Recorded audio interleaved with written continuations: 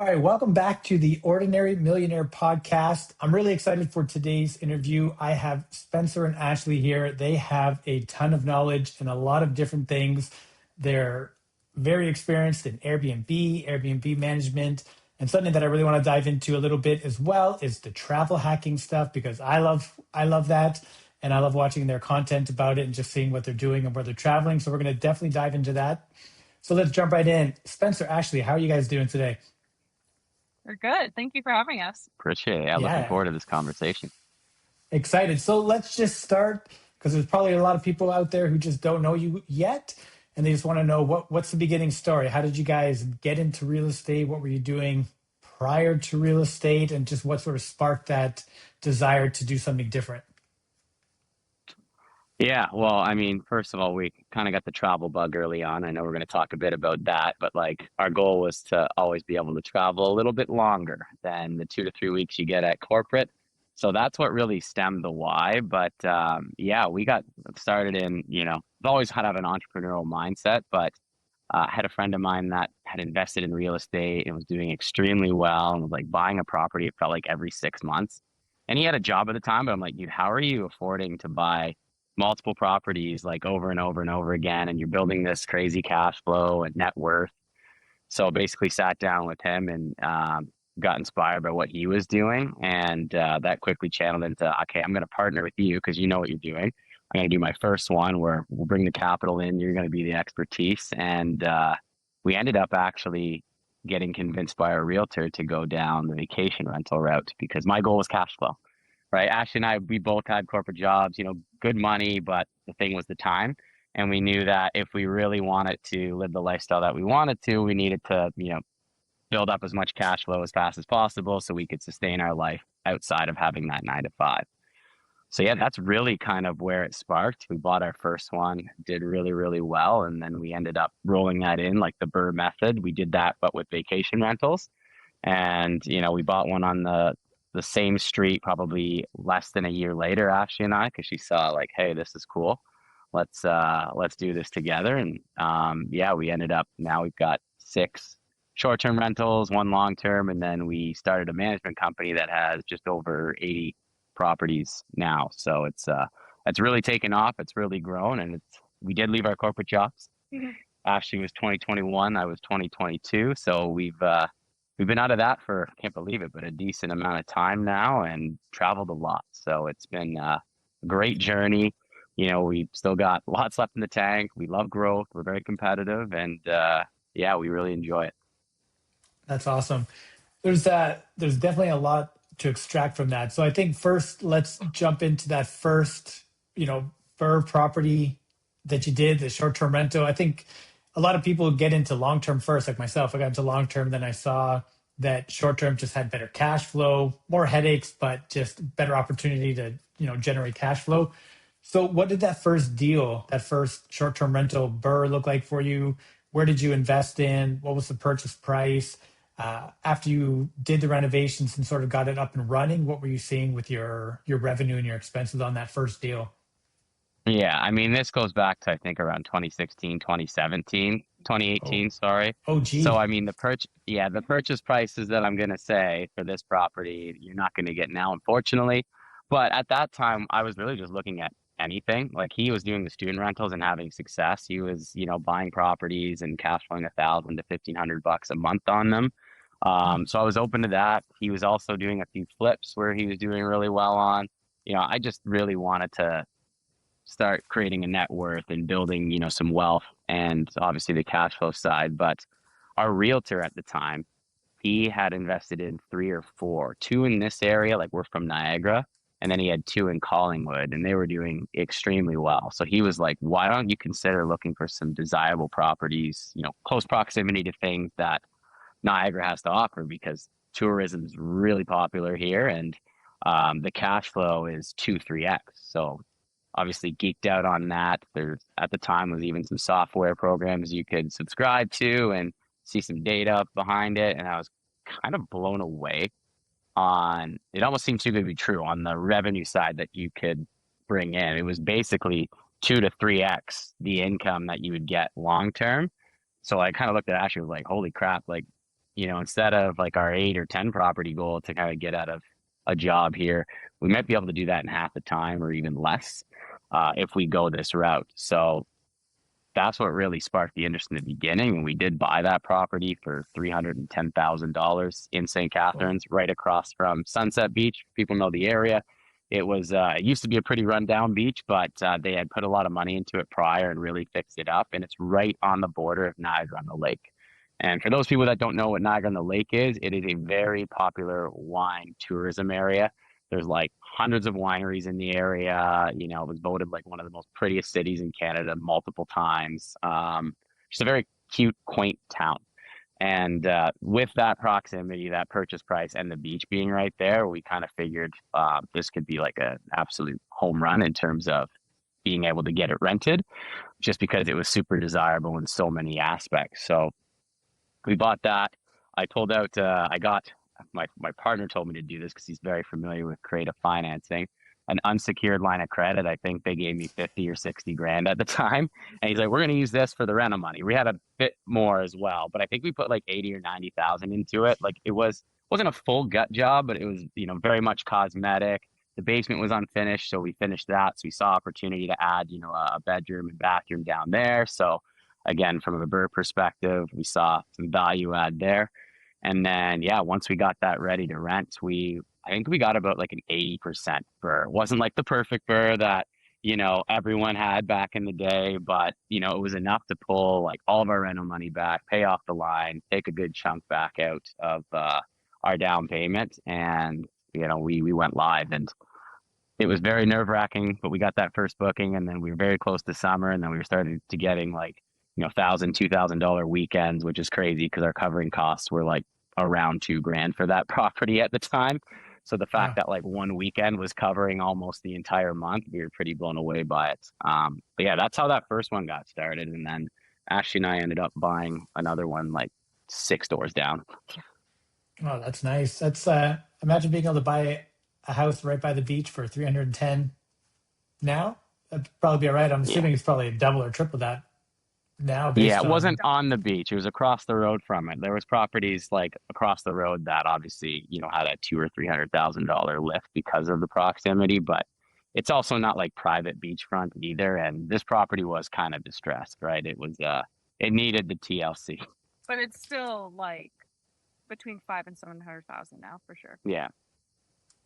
That's a nice growth as well, which is another benefit to Airbnb sometimes that people don't think about, is that growth in property value as well, where you're getting that increased cash flow. So it sounds like you had a pretty good home run on your first property, which is pretty unheard of. Usually people kind of got to struggle, make errors, figure out their way before they land a solid deal. But it sounds like you guys were able to find something really good right away, which is awesome.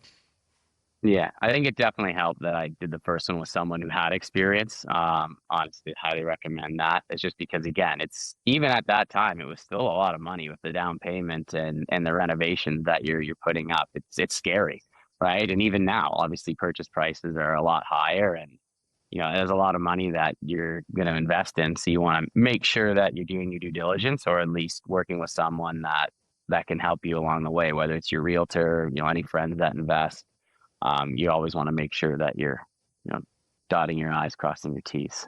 And we were able to keep going with it. We bought another 2 houses, one just Spencer and I, like you said, down the street, and then one around the corner with a couple of partners, one of Spencer's best friend and his dad, so the 4 of us. So now we owned 3 within the same 2-minute drive. And we were only able to do that because we leveraged having our full-time jobs. I own a house. I bought a house since 2011 that we live in, that we still live in. And I was able to leverage that property and get a secured HELOC on it. And I was able to use that at the time to secure all the down payments and basically pay for all the renovations. Wow, that's nice. Yeah. And then after you guys got the properties here, you guys started to invest in the US as well. You told me the name of the town, Ellicottville. Ellicottville in Upper New York. So can you tell me a little bit about those properties? What attracted you to the area? Do you still have those properties, and how are they performing today? Yeah, so what attracted us was we actually had a mutual friend who had a property there. It's actually a ski town. It's a small town. It's only about an hour and a half drive from Niagara. So a very easy drive, small town, but nice skiing. It's probably the best skiing in this area unless you're going to drive 3 hours to Blue Mountain. So we had a friend who already had a property there. And what really attracted us is their high season was our low season here. So the high season there is winter for all the skiing. And here it gets really dead because it's very seasonal. So that's why we started looking at properties there. But the caveat there is we started looking in 2020 when the borders shut down. So we purchased both properties with two different partners, sight on scene, just FaceTime video with the realtors down there, just from knowing the area. Spencer did a lot of research using AirDNA, which you can get into as well, having our friend who had a property there and crossing our fingers. Yeah. That's, I mean, buying a property sight unseen is definitely a nerve-wracking experience. So, I mean, good for you guys for taking the action. But obviously, if Spencer did a ton of research before, Spencer, what did you do? What sort of research did you put in? And I guess the question I would ask is today for people listening, if they were looking to get an Airbnb for themselves, what would you actually recommend that they're doing, today in 2026 to do the kind of research that actually would give them the confidence to buy a property? Yeah, well, that part hasn't changed. So basically, what I did and what I still do to this day is obviously I looked at the market, and I will want to caveat that with we have both been to Ellicottville Yeah. before. We've skied. Like I grew up around here. Ashley was born here. We've been to Ellicottville multiple times. So like we knew the town. We knew like how busy it was. We knew the tourism. It wasn't like I'm just picking the small city on a map in the US and being like, go.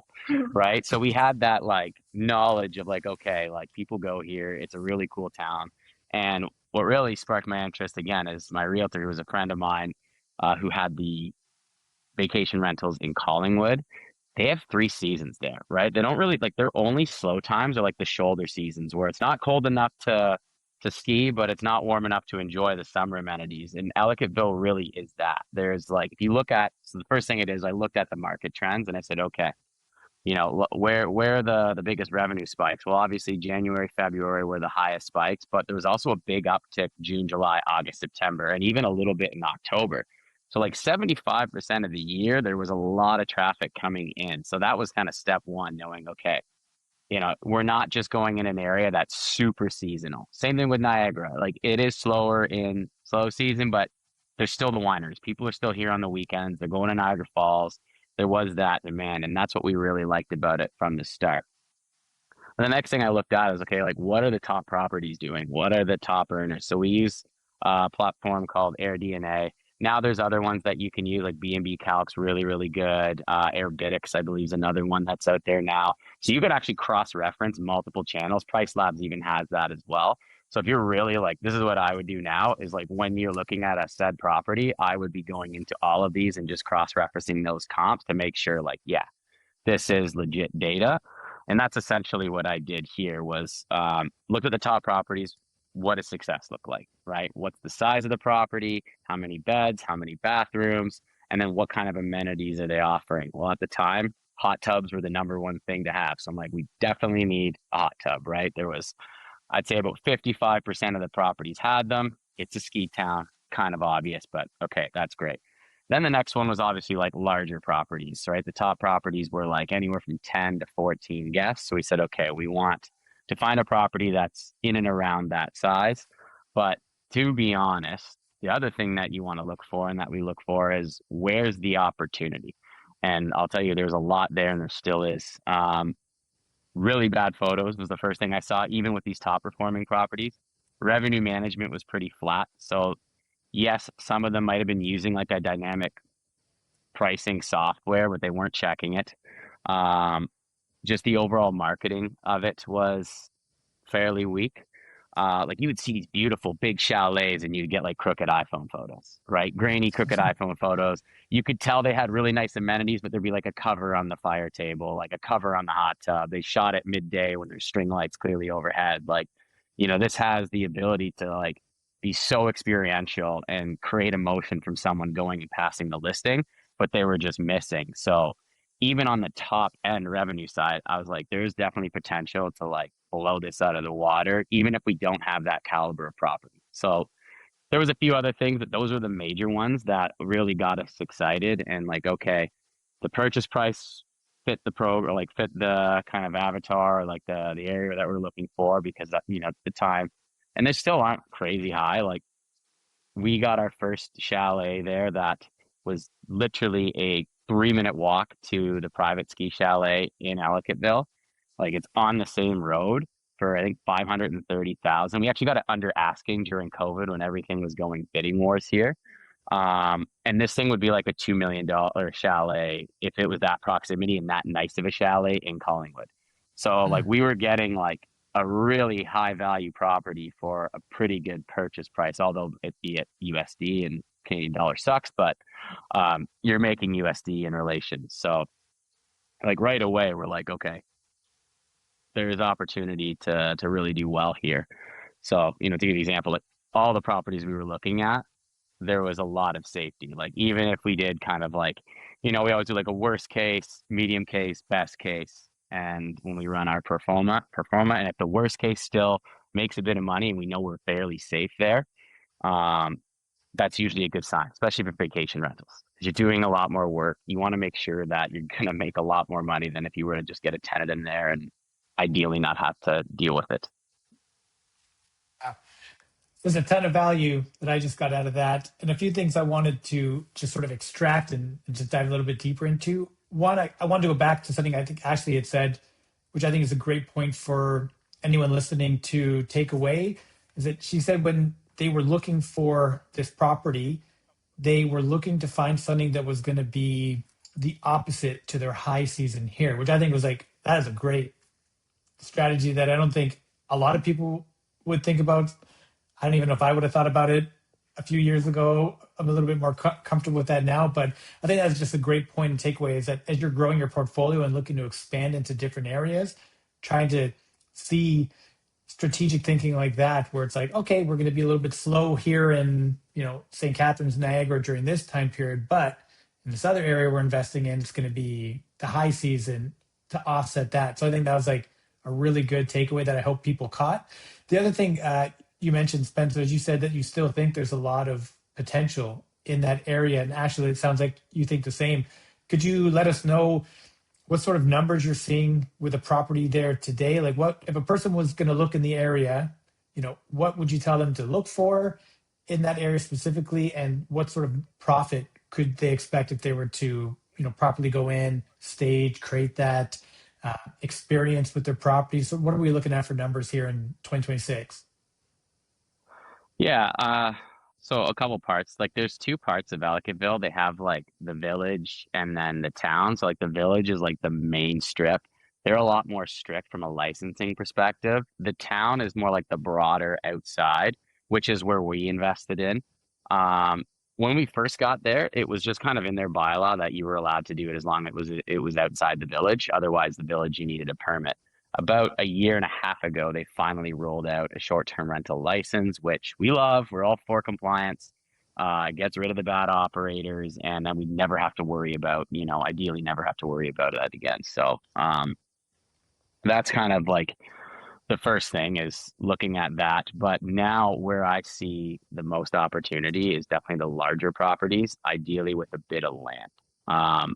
Because there's a lot of properties that are on the ski slope, but the ones that do like really, really well, everything's going to be within 5 to 10 minutes of like the ski chalet area typically.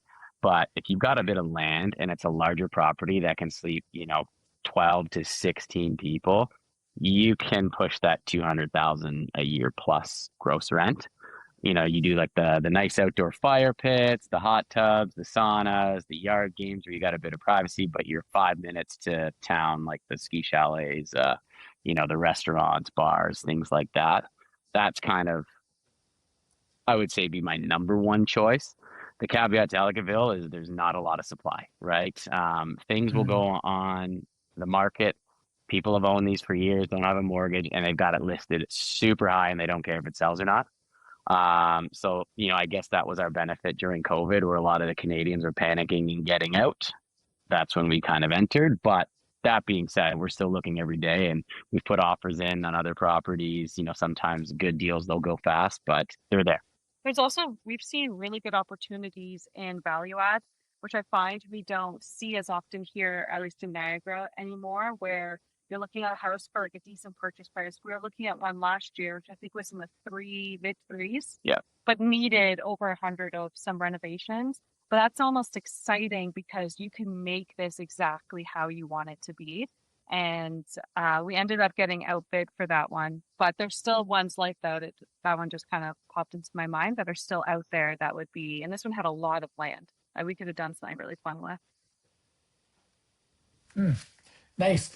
200,000 a year is not a bad gross revenue for a property, no matter where you are. So sounds like a good place to look, but it sounds like it's just a little bit hard to find someone who's willing to sell, find someone who's willing to offload a property. But I guess it's like anything, if you're there at the right time or you have the right connections, then you can make it work. So Yeah, and I guess forgot to mention like purchase prices that we're seeing is anywhere from like on those larger ones from like 6 to 9. Again, there's some really nice ones for like 1.2, 1.3 that you technically could make work. Um, but yeah, that's typically the price range now. The appreciation there hasn't been nearly the same as say like Niagara, Toronto, that area. There definitely has been, I guess, an influx of appreciation, but not the same that we've seen like in Canada, for example. Like our properties now that we bought have definitely gone up a bit, but not double like they have, you know, in the Niagara region. yeah, but really, if you can get something at a 6 to 9 mark and drive 200,000 in revenue, like those are pretty good margins. So Yeah. sounds like a great place to look. Continuing on the sort of the Airbnb realm, what are some of the top things you guys are looking to do or add to your Airbnbs to help drive that, $200,000 type revenue, or just to, ensure that you're getting bookings? I know we all hear how saturated things are. Depending on who you talk to, they agree or disagree. But obviously, I think we can all agree that in today's market, you got to stand out. No longer are the days of 2020, 2021, where you could just put up whatever junk out there, IKEA furniture, and make a ton of money. Now you actually got to be in that top, 2%, 5% of properties to really be able to generate enough revenue that it makes sense to deal with all those headache guests. So what are you guys putting into your properties, or what are you recommending to your people that you're managing to put into their properties to help ensure that you guys are able to, get those kind of numbers? I'm glad we're talking about this because this is the number one thing we say that is the difference in 2026 in order to be successful than in the more COVID-like years, because you're absolutely right. Anything that we think is like a C property and down, those are the people we're seeing on all the Facebook groups saying my income isn't where it used to be. I'm not making any money from this anymore. And anyone who's putting time and effort and money into their properties consistently year over year, they're typically the A to A plus properties. Those are the ones that are seeing revenue increase every single year, and those are the ones being more successful. So we did some data last year, and we actually found that there's less listings in general on Airbnb, probably typically due to some regulation changes, maybe interest rate changes made it not profitable for owners. But people are actually booking more Airbnbs, and they're spending more money to book those Airbnbs. So what we're seeing is people are spending more on better properties. So that's why we want to reinvest. So typically you want all the highlight amenities, and this just really goes to what do you want when you book an Airbnb, right? So for us, if we want to have a lift in the winter and cover our carrying costs and make some money, we're going to need winter amenities. That's a hot tub. We put saunas in all of our properties. And then we're always changing up the interior decor to photo better so that it's attracting guests, because people might not book your house for, say, the kitchen or the decor, but they would definitely look at your photos and be like, I love the way this is laid out. I love the way it looks. It makes me feel an emotion of wanting to be there. And they might spend more to stay at your property. And then anything other than that, we're always, again, reinvesting year over year. So we actually recently just put in a sport court. So it has a regulation size pickleball court and a basketball net. That is just from looking at the people who book.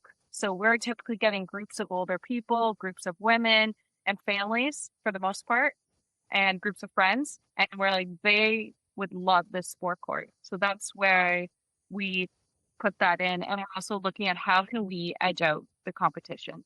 So we're constantly looking at our competition. What do they have? How can we not just match that, but surpass it? And no one in Niagara had a sport court. So we decided to add that in. Love it. Yeah, I was actually going to ask you about your sport court because I remember seeing a little bit ago you guys had added that into one of your properties. So what sort of increase in numbers did you see how much does it cost to put in a pickleball court into an Airbnb? Because I've never done that before. And then also just sort of what did you see in, terms of increase in numbers, increase in occupancy because you put that in? So there's definitely cheaper ways than you can go to do this than what we did, but we wanted to do it like professionally done. That way, like, yeah, you're gonna get people that don't actually play and care, but like the people that will book your place for that and have the money to do that, just because the demographics typically older. Our avatar is like older, mature couples that have a decently high income or a good nest egg where they can afford to spend a high nightly rate on experiential stays like ours. So we spent just under 80,000 total doing everything, but we put in like what's called the cushion X surfacing. So it's like proper concrete, not asphalt. So that's already double the cost, but asphalt will crack a lot more versus the concrete won't. And then this cushion X surface is like a professional grade surface that a lot of the professional facilities in the States are using. A bunch of Toronto facilities just implemented it. They should hire me to sell this thing right now because I know it so well. But the nice thing about it is the resurfacing on it, because they do like an acrylic surfacing. That is something that you have to redo every typically 3 to 6 years, even on like probably even earlier on asphalt and around the same on concrete. But with the cushion X surfacing is because it's almost like it's like a rubberish mat, but it doesn't affect the bounce, but it prolongs the life of that. And there are surfing things around $7,000 to $10,000 depending on how bad it is, and that's a cost you have to bake in kind of every. This with this servicing you'll get it every like 7-ish to maybe 10 years. So for an extra, I think it was 5 or 7 grand to go with that versus just the regular right over top of the concrete. It was kind of a no-brainer for us. If we're going to get an extra 3 to 6 years each time we have to redo this. And then we could have left it just bare and open, but we put the fencing all the way around because it is super annoying. Like when the ball goes flying, we bought windscreens, which is an additional cost. So again, the more serious player will now see this and go, okay, like we can actually like play some good games, because I play, so I know it. I'm super competitive, and there's nothing more frustrating when you get a group of people that can play and you go to a court and there's like those tiles and there's like a dead spot, or like it's just cracked and it's not safe. Like a lot of the ones we've seen at like other vacation rentals, there's like 3 feet off the back and it's a drop off on concrete. I'm like, this is just a liability waiting to happen. So yeah, we wanted to do that, but not only just the pickleball court. That was like the main draw, but we did put a professional basketball net in there as well.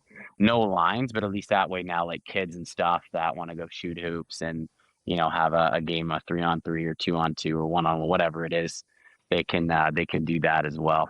And the number lift we saw was pretty extraordinary. So we went into this, we have partners on that property. So we went into this with this idea, and they're saying, show us your work or your data on how you think this will lift our revenue. And you can't. There is nothing around in our area that we could say, we think this will bring in an extra 40,000 a year.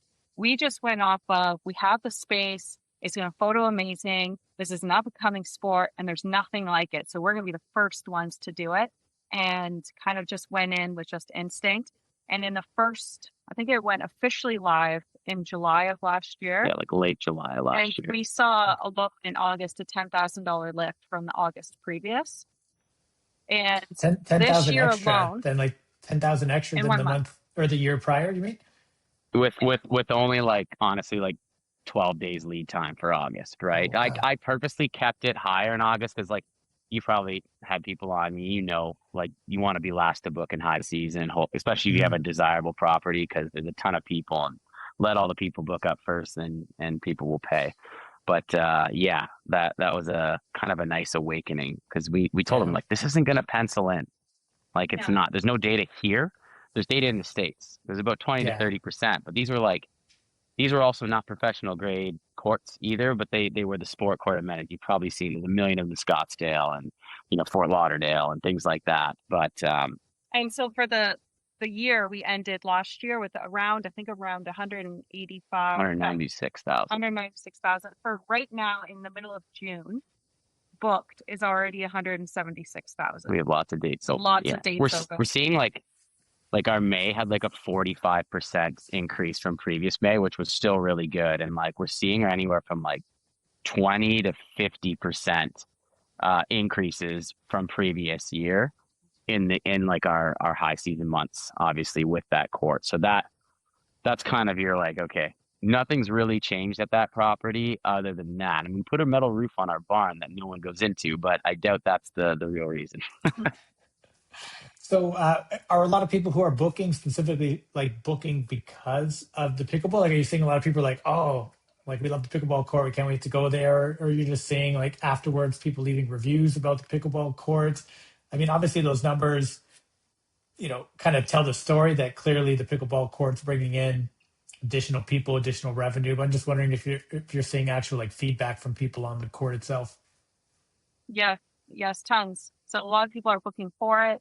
We have people saying that they're bringing their own rackets and that we supply them, but some people want to bring their own and they're excited to get games out there. We've had feedback that even kids loved playing. We provide basketballs, like the pickleball paddles, all of that.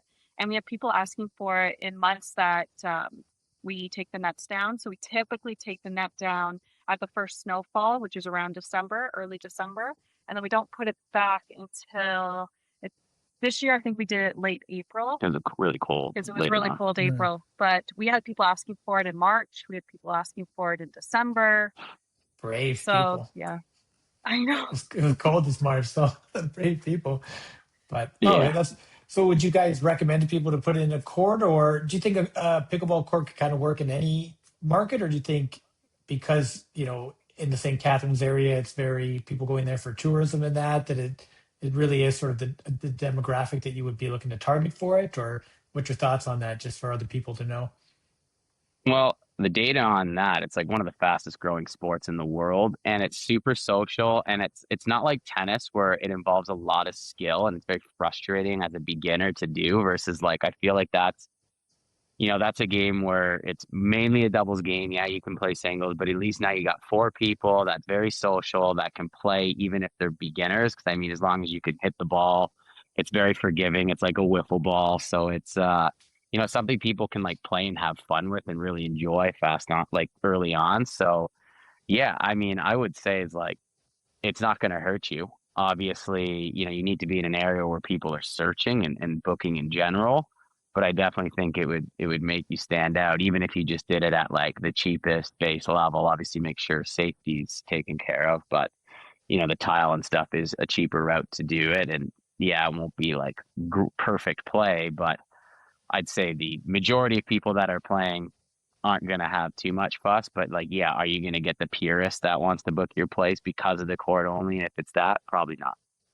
And I think too, you have to look at who's actually booking your house and your place. So we did a lot of research on who was booking, and that's what we targeted our amenities to, right? We get a lot of groups of women, like I already mentioned, everyone that we usually get. So every amenity that we've done and we've planned for that house is targeted directly to our avatar and who we want to attract to our house. So we're not putting in a bar because we're not trying to attract bachelor parties, for instance.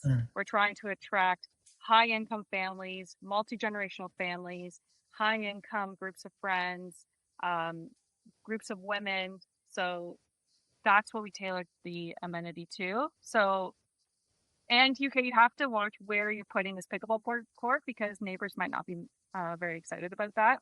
Where we are, we have no neighbors on that side. So to the right and to the back, we have no neighbors at all. Whereas they're vineyards. Yeah. They don't complain. No. They just look good. Whereas your neighbors, especially as a short-term rental, as you really need to keep happy because they can make or break you. So if you're surrounded by houses, I probably wouldn't put a sport court or a pickleball court in. Oh, that's good. Great advice. Makes a lot of sense. I know we could probably talk about Airbnb for for quite a while between us. But I did want to ask one last sort of Airbnb specific question. If someone listening wants to get into Airbnb, they haven't done it before, they're just, wanting to learn, are there any markets or any areas that you guys are like excited about that you would recommend to people to be like, hey, if you're looking to get into Airbnb, we've been seeing some pretty attractive properties and opportunities in, these 2 or 3 different areas?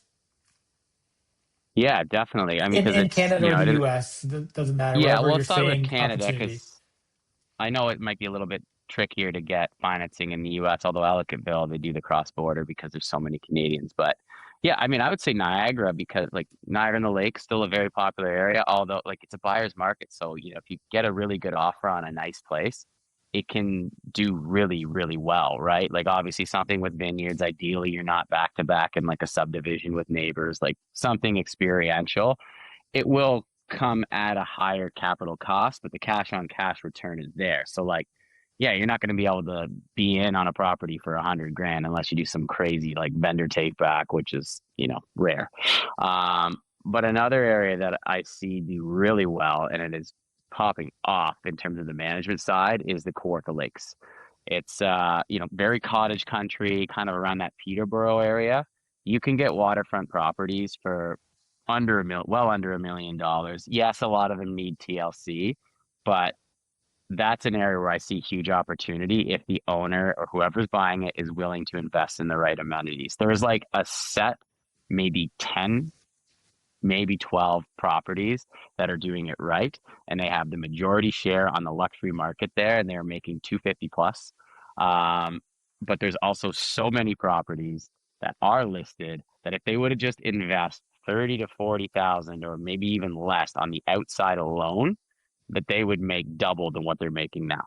So again, like back to when we saw Ellicottville, there was like bad marketing, bad photos. There's still a lot. So I think I know the answer, but I just want to get your guys' opinion. A lot of people talk about how Airbnb is dead, how things are oversaturated. There's no opportunities for people out there. What's your guys' thoughts on that? I mean, it's not. I do think more capital is required now because you have to be more of a pro when you go into this now. Like, if you're going to try it out and only do the bare minimum in terms of getting it set up, like put a bed in, furnish it, and get a few supplies, then I would say it's probably not for you. But if you're willing to treat this like any experiential hotel would when they open their doors and think of the guest that's coming in and make it like a place that people are going to really enjoy and that will attract people to your place. And we're bullish on outside in first. So fire tables, hot tub saunas, if you have views and things like that, those are the properties that are doing really, really well. And there's a ton of opportunity there just because, again, kind of like anything, there's more barriers to entry because for those, you typically do have to bring a bit more capital to the table, at least in our areas. Obviously, there's probably a lot of areas in the States and maybe even some in Ontario that we're not familiar with where the purchase price is cheap and you can still get in at a really good deal. But from what we're seeing, you gotta come in with a decent amount of capital. Okay, makes sense. So I want to sort of switch to something a little Airbnb adjacent. You guys mentioned that with your property management company, Travel Lux, you guys are currently up to 80 units that you're managing for other people. Mhm. That sounds like a lot of customers, a lot of guests to deal with. I can't even fathom dealing with 80 different people at a time. So, but I'd love to dive into that business model and just, how did you first get started with it? So what drove you to decide, hey, instead of just doing our own, we're going to take on other people's properties as well? Let's just start with that. I'd love to just know how you guys first decided to get into that. It was actually Spencer's idea to get into it. He had the property with his friend, and then we had 2 of our own. And we were still working full-time jobs, getting these properties up and running. And at some point, Spencer had said, I wonder if we could just do the management part for other people. And he put up a Kijiji ad, which is funny now. Oh, Yeah, he put up a Kijiji ad. I Kijiji. think it was That's how far back we're Love it. going here. Yeah, it There was you go. Facebook Marketplace, I don't think was a thing yet. no, it was in 2019, and we quickly got our first client, and we just kind of figured it out as we went. We set it up exactly how we would set up our properties. I mean, we've come a long way in terms of our systems since then. But we had, by the end of 2019, on probably 8 to 10 clients at that point. And we had friends in the digital marketing space, and they said we could really blow this up and make it a whole company. And we actually incorporated with Travel Lux with them in early 2021. But by that point, I believe we had about 23 clients from Hamilton through to Niagara Falls. Wow. Okay. So did you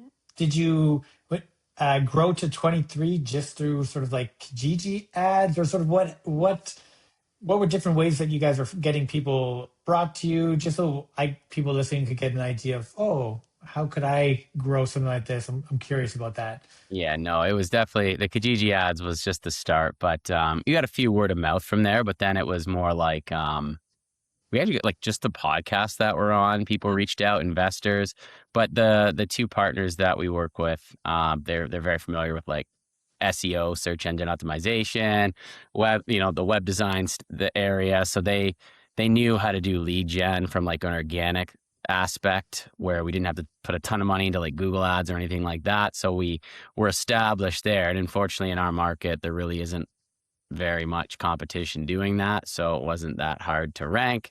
And then from there, we would get leads via just people searching for us, right? But I do think a lot of it came from some of the speaking engagements we started to do as we were having success with it.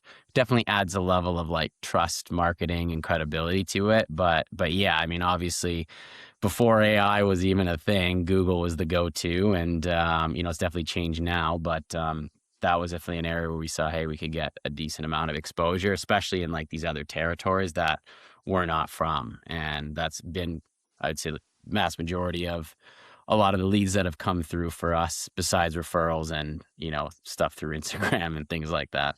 But the people we were taking on were kind of just anyone that wanted management. So we took on properties that didn't make very much, but caused a lot of headaches.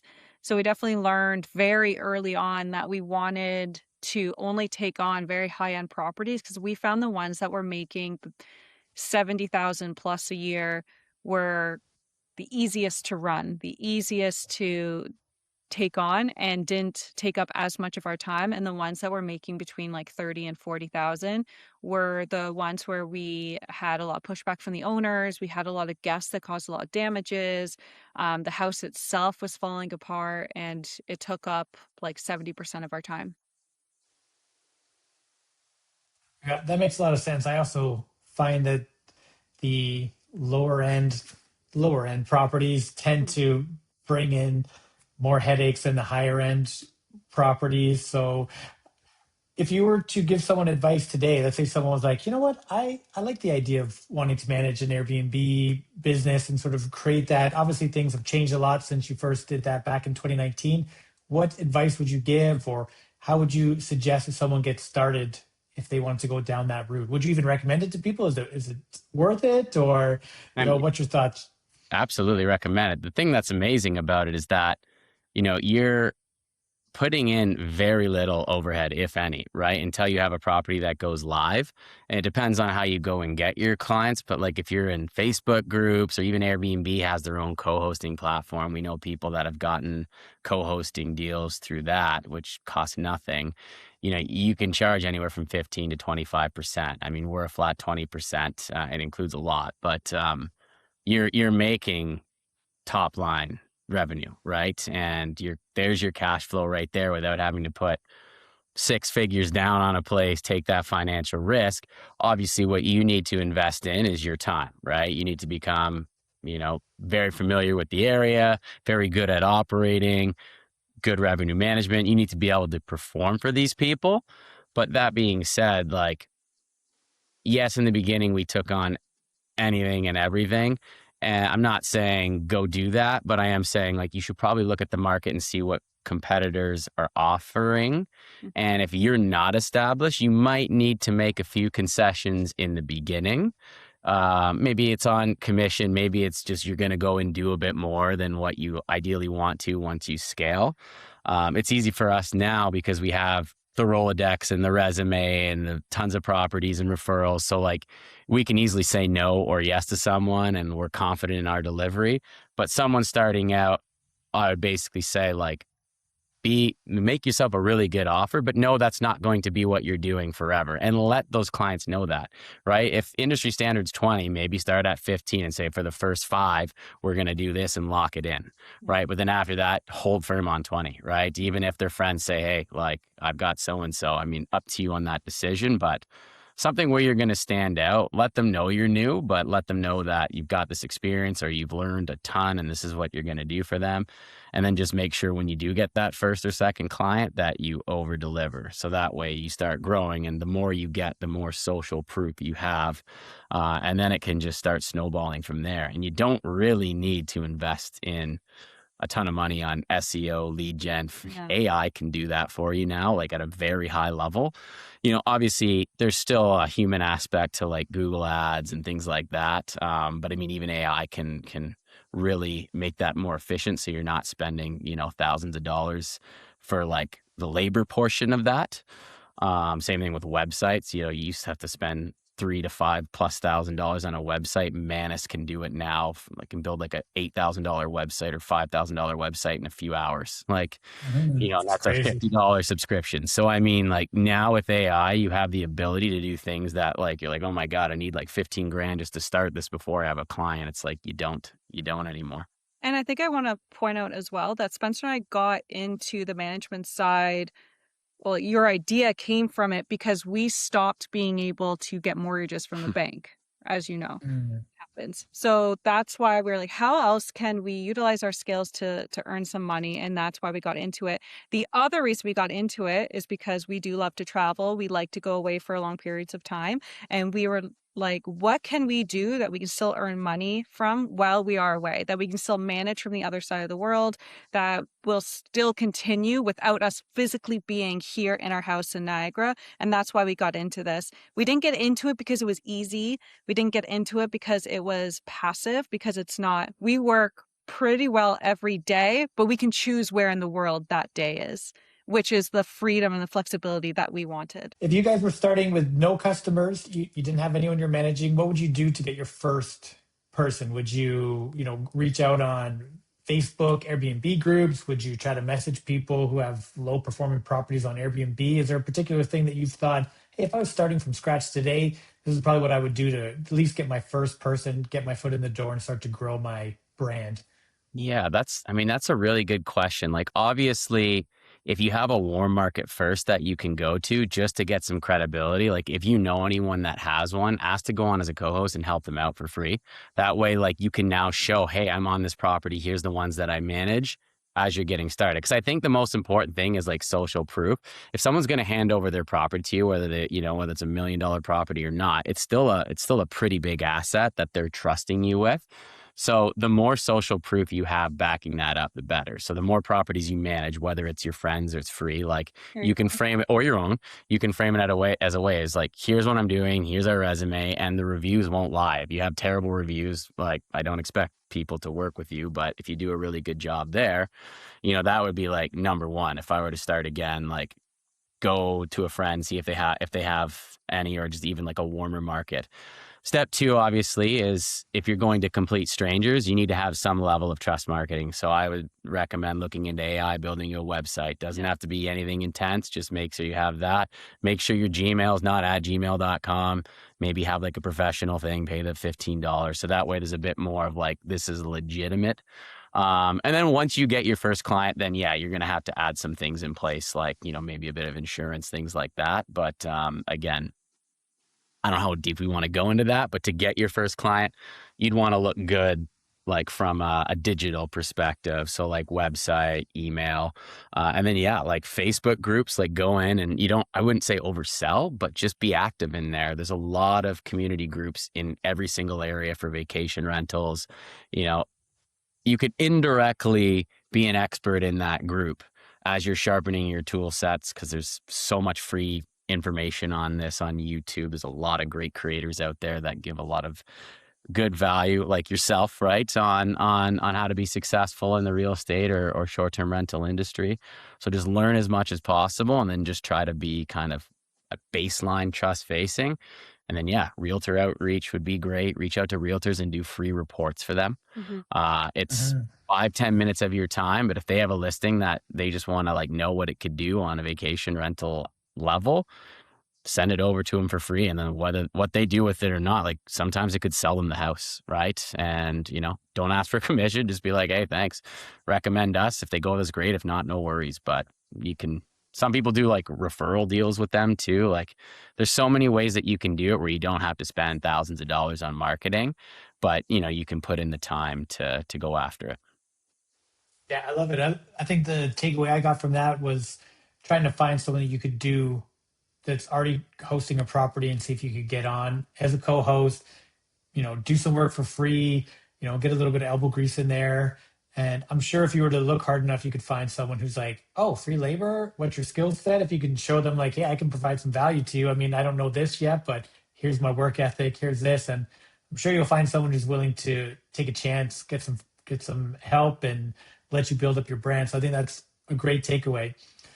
One thing you had mentioned when we're talking about the sort of the revenue in that, I think a lot of people are probably drawn to that part. So you're talking about how traditionally with Airbnb, you're going to have a bit of a revenue cut between 15 to 25%.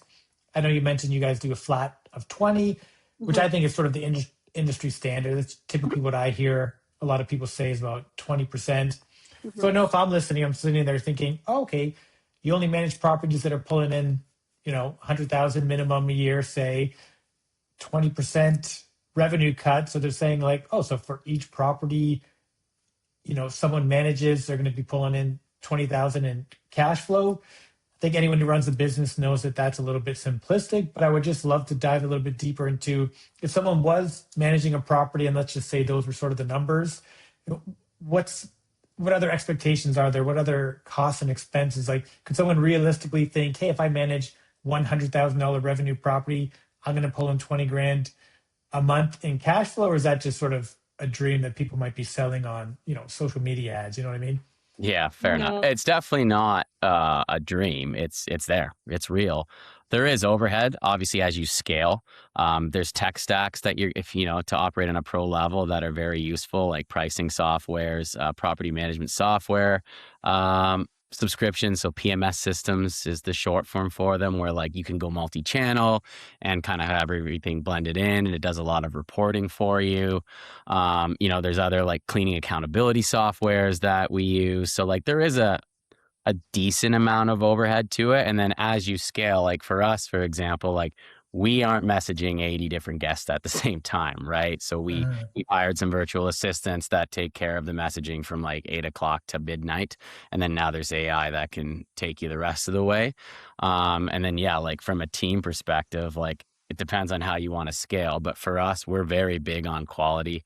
We're called Travel Lux for a reason because we typically only take on these higher end experiential properties because we want our focus to be more towards making those properties great and not just mass producing anything that we can get. I would rather take the extra 20 minutes I have and put it on one property than 5, as long as that one property can make the same amount. And they typically can if you're comparing like A to C or D properties.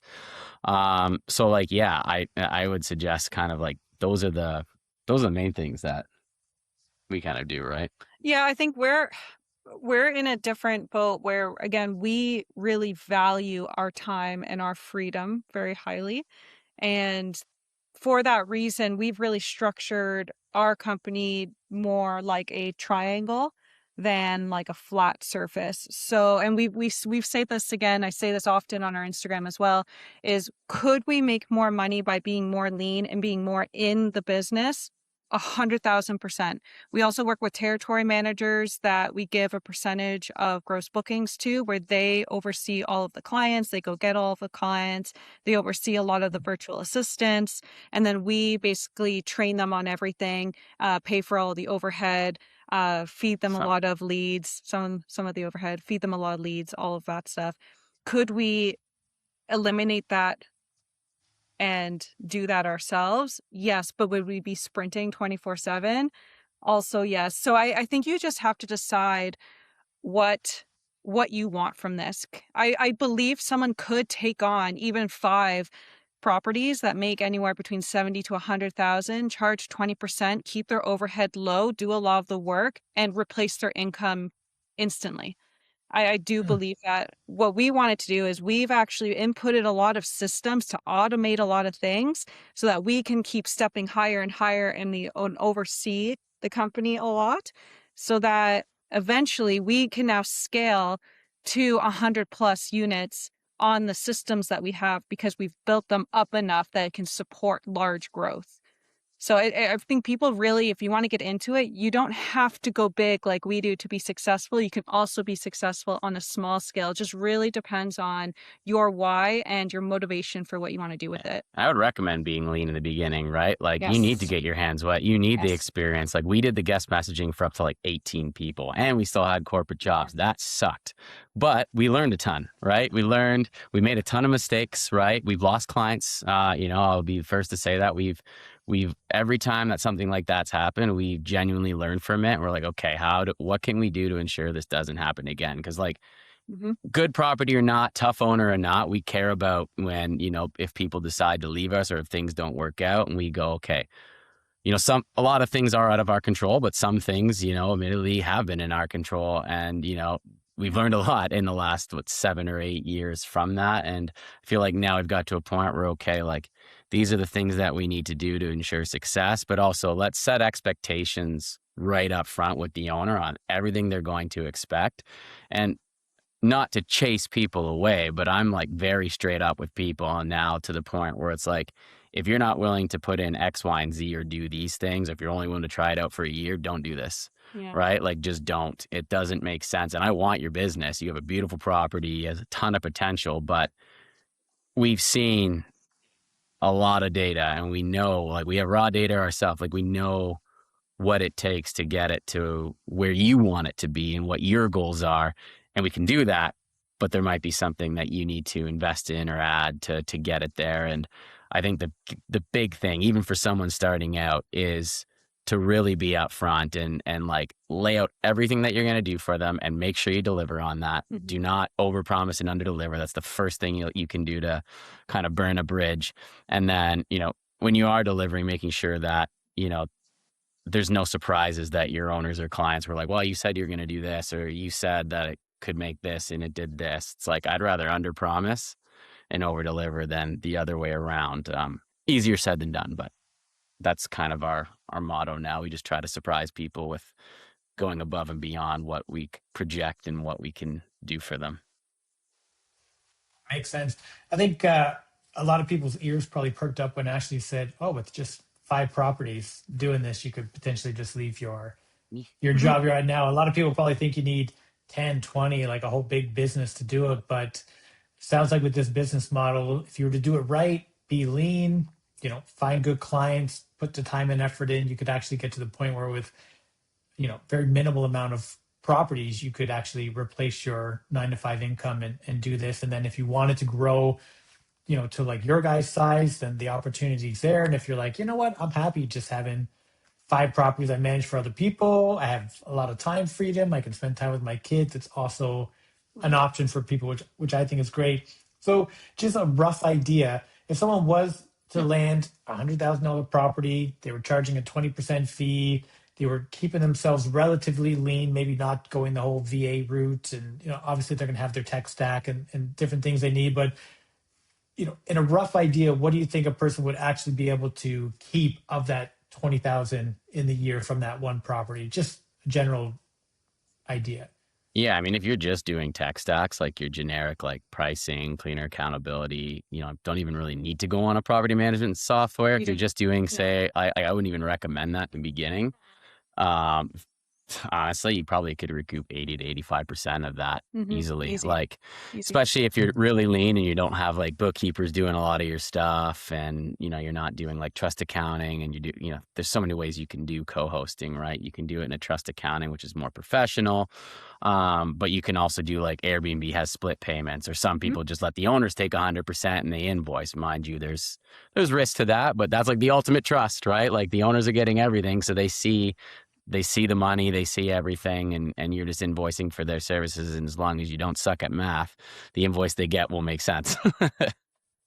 Yeah, wow. I mean, 85% margin, I think is a really, really good business model. So hopefully anyone listening to this, hearing the advice from Spencer and Ashley here, are really saying like, hey, this is definitely something that anyone could do if they wanted to. You don't have to be, an experienced hotel person or whatever. You just have to, want to, invest the time, make sure the house is running smoothly, make sure that you're treating the guests well, and obviously just managing the property as good as possible to ensure that your guests are happy, the owner's happy. But it definitely seems like a really good opportunity for someone if they were interested in this sort of work and this sort of business model. So I really think that like I got a lot of information from that because I've never gone down that route of managing other people's property. So I learned quite a lot myself. So I want to switch gears because I know we've been talking for a long time and I've just really been enjoying our conversation. But I just wanted to talk a little bit about the travel hacking because I really enjoy that content from you guys. I really love seeing where you're going, where you're traveling.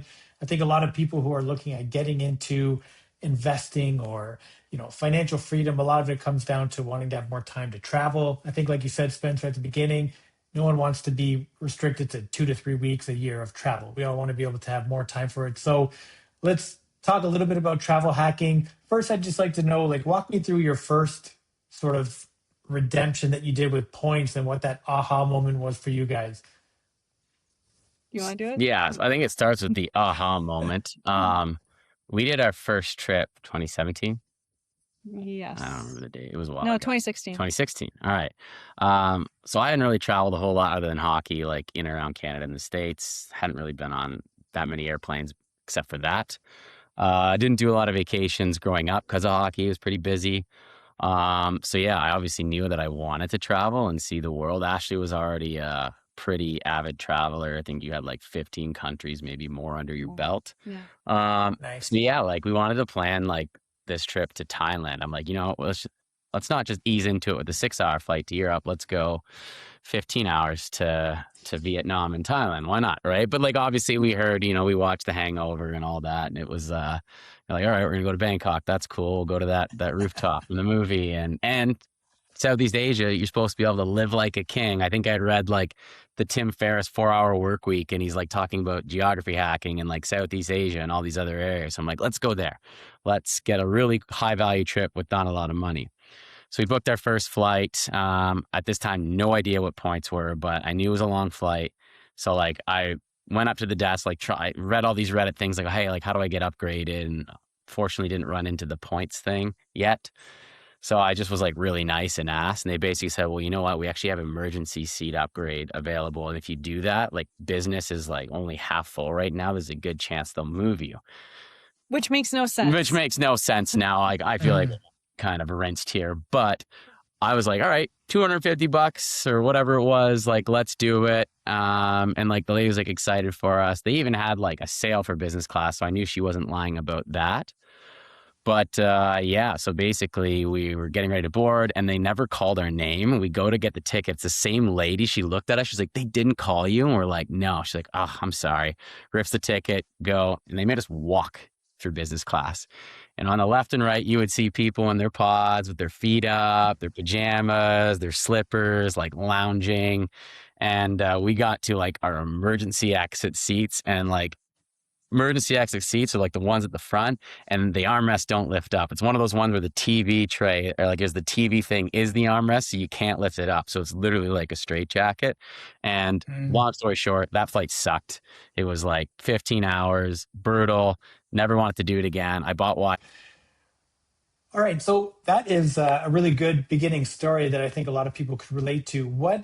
I want to know what's been your most like epic trip that you've done on points. Where did you go? What sort of points did you redeem? And also, just so people have a bit of context, if they were to pay that in cash, if you have a general rough idea of like, what would this have cost us in cash if we didn't have points? Just so people kind of get a little bit of a perspective of just how valuable this strategy could be. So I want to preface this with saying this is not possible anymore, but at the time, like, it's still very lucrative. Obviously, like, if you like travel and you want to travel long distances, it's definitely something you should get into. It's still very good. But when we first got started, barely anyone knew anything about this, including us. So there was a lot less people doing it, therefore making redemptions a lot more lucrative than they are today. Mhm. That being said, we did a pretty epic trip to Dubai. Where else did we go? We went somewhere else.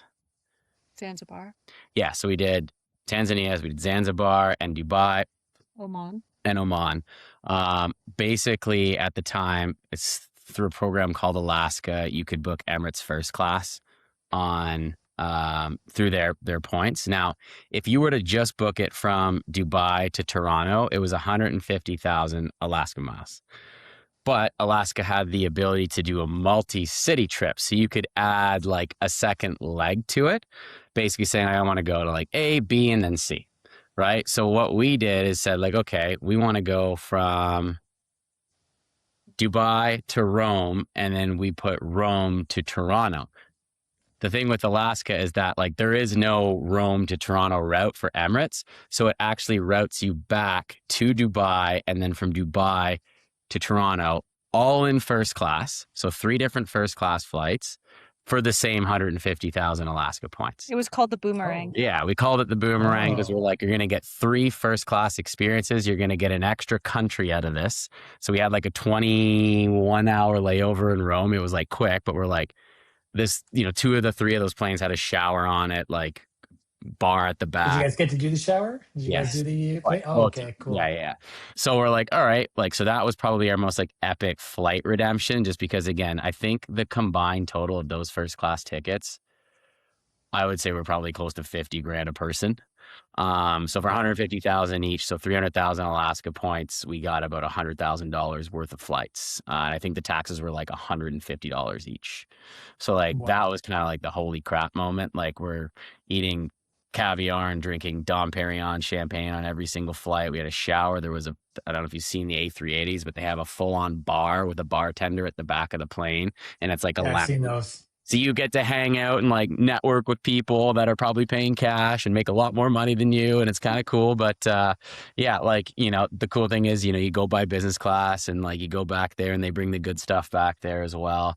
So people are like, oh, they make the joke, are you going to share the good stuff even though they're in business doing very well? I think the funniest thing of that flight as well is that we landed in Toronto at 9 a.m. on whatever day it was. This was in March of 2020. So it was right before the world shut down. And I had already showered on the plane and I was back at work at noon that day. Oh, Yes. wow. But you felt rested, I'm sure, from Yep. sleeping 'Cause in you're- those nice Yep. lie down beds and drinking the Dom Perignon and probably full of caviar. So Yes. But yeah, that was probably Yes. like the best overall redemption for like Mhm. one booking, but we've done some other like crazy ones, like the Qatar, the Q Suites. We've done a bunch of times. It's a double bed in the sky. Yes. It's probably the best business class product in the world. Yes. The hospitality is incredible. And that one is still very attainable. We just did it recently. Last year, Last yeah, they have a year. Toronto to Doha route now, which is nice. So, yeah, through like British Airways, the Qatar Avios is a really good one. But honestly, the majority of our redemptions are Aeroplan. We're Canadians. The Aeroplan's part of Star Alliance, and basically what that is like a big body that owns a bunch of different airlines, Air Canada being one of them, but that doesn't mean you only have to book Air Canada with Aeroplan. They have a lot of partners, right? They have partners like Etihad, now Emirates, ANA, like just to name a few. There's a bunch that go to Asia, the Middle East, Europe, like Swiss Air, Lufthansa. You can all book through Aeroplan points, and there's so many different ways to earn those. A lot through credit card spends. A lot of credit cards will offer very large bonuses, almost enough to do like one business class flight to Europe just from signing up from the card. And yeah, there's usually a pretty high annual fee of like anywhere from $500 to $800. But when you think if you're going to redeem it for that $5,000 to $7,000 flight, your cost to acquire that with the card, the annual fee in that is going to be a fraction of the price. It'll probably be cheaper than an economy ticket to Europe, and now you're flying business. So that's why I say it's very worth it if you're going to redeem it for that and you're going to do that. Not so much if you're just going to hoard points and like just redeem it at 1 cent and try to offset some of your charges. And then I wouldn't do it for that. That makes sense. And I think maybe I'm mistaken, but did you guys do the Maldives as well? Yes. On point. So, I mean, I think that's sort of for a lot of people who do the travel hack, and that's like the holy grail. I think for some people of the travel hacking, redeeming points to get to, you know, the Maldives. Do you want to just touch on that trip just quickly? How long were you guys there for? You know, how did you redeem points? What points did you use? And what do you think the cash value of that would have been? So we did the Maldives in 2022, in December of 2022. The thing with flight rewards is just because the flight is available to book on cash doesn't mean it's available to use points for it, or if business class is available. So we're constantly looking for different cities. That's why you might see us reroute from Toronto to a different city to get a certain flight. And we actually did that for this. We ended up taking a business class flight into Switzerland and making it part of the trip because we found a Geneva to Abu Dhabi on Etihad first class flight. That's a great redemption. So we actually rerouted ourselves to that country in order to make that flight down to the Middle East. And then from there, we went down to the Maldives. In the Maldives, we stayed at 2 different resorts. We were there for 10 days. Because if you're going all that way, it takes a long time to get to stay for just 5 days was It's hard. fine, but like we wanted to do more. Yeah. So we did one with friends, and this might actually be something that people would really look into, is we actually purchased a travel zoo. Have you heard of Travel Zoo? I haven't actually. It was like an all-inclusive thing. I think it was like $2,600 per person. This was like during COVID though. 2000. It might have been 2000. Yeah, sorry. Which is kind of crazy. It was like an all-inclusive overwater bungalow. So like it was hard to pass up on that because it's like you spend that much on all-inclusives in like the Dominican or Mexico. I know you can find better deals than that, but like you're getting an overwater bungalow in the Maldives for like maybe a bit more than an all-inclusive. So that was like the first place we stayed at. Yeah, so Travel Zoo is like different hotel and flight deals might come through for cash. So we didn't use points at all for this one. We bought this, I think it was $2,000 a person for 5 days, all-inclusive, overwater villa, which I think is great for the value. Oh. Yeah, from there we went to one of the best in the Maldives. We went to the St. Regis Maldives. And this is like a 5+ star resort. We had an overwater villa. We had our own butler who kind of does everything for you. It was hospitality to the max. We still talk about the hospitality and how we like to try to bring that level of service into our Airbnb business. But that we used Marriott points. Do you remember how many? Yeah, and the thing with rewards points is they inflate just like just like our economy. That's why they say to like earn and burn them, don't hoard them, because like 100,000 points today was not even close to what it was 5 years ago. Like we booked that first round the world trip for like 155,000 a piece for like 3 different flights in business. Now that would be well over 240 each. So like they inflate. So I think at the time we booked through Marriott Bonvoy because they've got such a big chain. We were big Bonvoy people. I think we booked that before the changes at like around 400,000 points for 5 nights. They have like a 5th night free. So if you book 4 nights on points, they give you the 5th night free, which lowers your cost. But now, it's not even unfortunately, it does suck, but now you're looking at like 800,000 or 900,000 plus for the 5 nights. So it's gone up almost double from when we were there.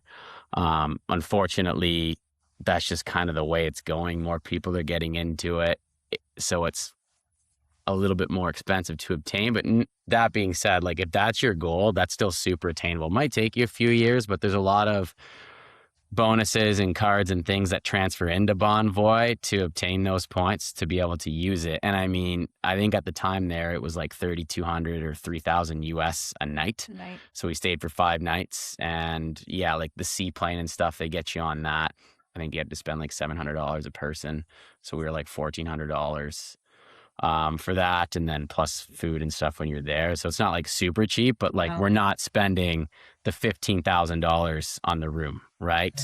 We were in it for like a fraction of that, after food and bev and everything. Wow, love it. I think the takeaway for anyone listening to this is if you have been interested in travel hacking, there definitely is a lot of value to it. I find it like such an interesting thing because there's so many different like tips and tricks and hacks and like one-way stuff on the way, and there's just so many cool things that you can do to maximize your points. So if you really want to geek out on it and really just go deep, there's just so many different rabbit holes you can go down. So it really is a cool and interesting thing. So we're about to wrap up the podcast here. For everyone out there listening who's gotten as much value out of this podcast as I have, where can they find you? I'm sure people want to learn more about just Airbnb and how to run them properly and travel hacking. So where can people find you guys? We're pretty active on Instagram, Spencer and Ashley. Spencer and Ashley, pretty easy to remember. Guys, I've been following them for quite a while. I really love their content. I get a lot of value out of it. It's a lot of fun to watch. So I definitely recommend you follow them as well. Hopefully you guys enjoyed today's podcast, and I look forward to you joining me in the next one. Thanks a lot, Spencer. Thanks a lot, Ashley.